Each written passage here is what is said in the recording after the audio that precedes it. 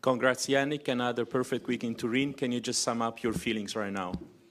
Yeah, amazing feelings, finishing the season here in Turin in front of the home crowd as the last match of the season. It's an amazing feeling and very emotional, seeing my team there and the whole box, and I'm really, really happy.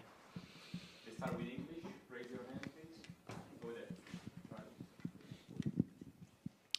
Congratulations, Jannik. I just wondered how you'd compare this year with last year. Obviously, last year you finished as #1. This year you didn't. But given you had time away and everything like that, how proud are you of this year? And yeah, if you're able to kind of compare the two, 2025 and 2024. Well, look, honestly, I don't want to compare. It's amazing season. Last year has been an amazing season. This year, making 4 Grand Slam finals, coming here, winning here, having this big streak in the end of the year, it's amazing. And but mostly, I feel to be, a better player than last year. I think this is the most important. It's, all part of the process. I always say and believe that if you keep working and then trying to be a better player, the results, they're going to come.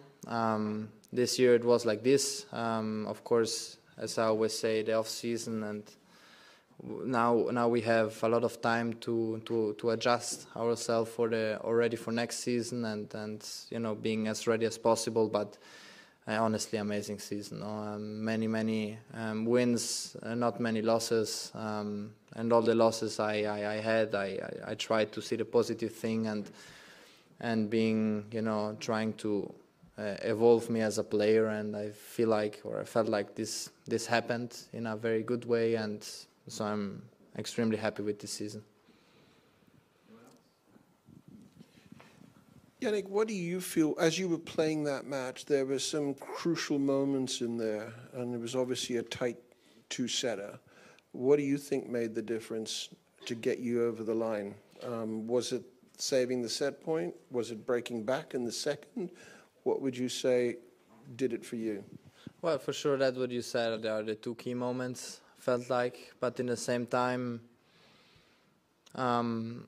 we both started off, missing because we know each other, what we have to do. And when you play a final and against a very, very tough opponent, you tend to miss a bit more, and it's normal. And but we both had our tactics clear in our mind. I felt like the second set maybe the level was a bit higher, because of a bit more of rallies, and was a bit more difficult to get through Carlos.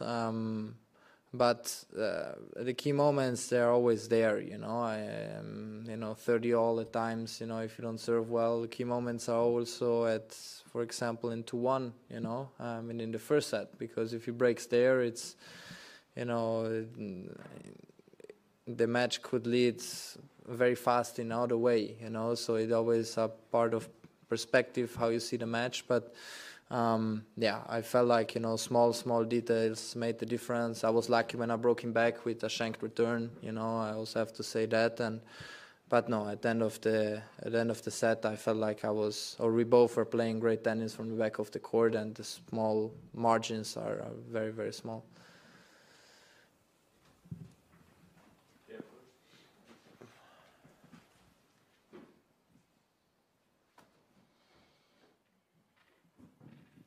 Hello, Jannik.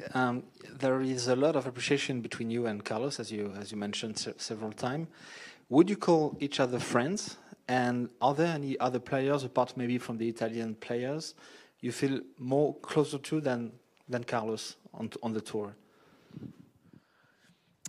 Well, I feel like we had this conversation a bit with Darren, because he used to play back in the days, and players, they used to go dinner, having dinner together, because the teams were not as big, it was, maybe player plus one, or, so you tend to be a bit more together. You open up yourself, you tell stories in the locker room. I still feel like it's a bit like this, you you have your more favorite, not players but friends in the locker room. You talk in a bit, in different ways, and of course I believe that Carlos has great friends, and I have great friends too. You tend, to go a bit more in the national team because it's normal. You spend more time with Italians. I do have also other players I feel very close to. Jack Draper, Aurelio Pelka, this kind of friendships, because I feel they are honest, and you can get along very well.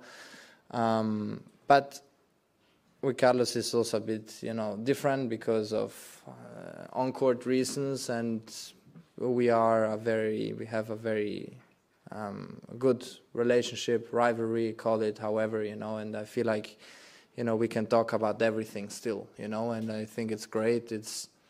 We are good friends off the court. We do respect us in a very healthy way, and also the teams, my team get along very well with them, and I think it's a good harmony. But in the same time, there's also the work and all the rest behind, which, it's all about balance.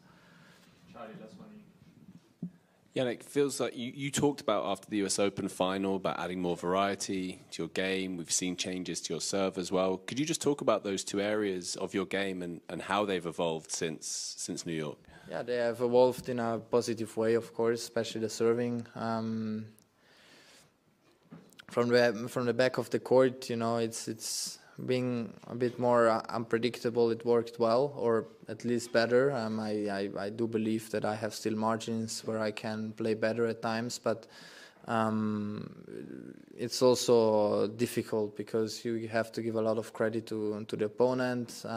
Carlos is an incredible player, hugely talented, and it is difficult. It's every point you have to earn in a very right way, and you have to push over the limits. But yeah, I believe the work we have done, it was a very positive work. Of course, if not, you don't reach these results. And but as I always say, the December is very important for me as a player and as a team, because you connect better, because you don't have the pressure and the tournament and the rush to go from one side to the other. And so it is very important, not only because of the work ethic, but also to connect the whole team even better and then understanding each other even better.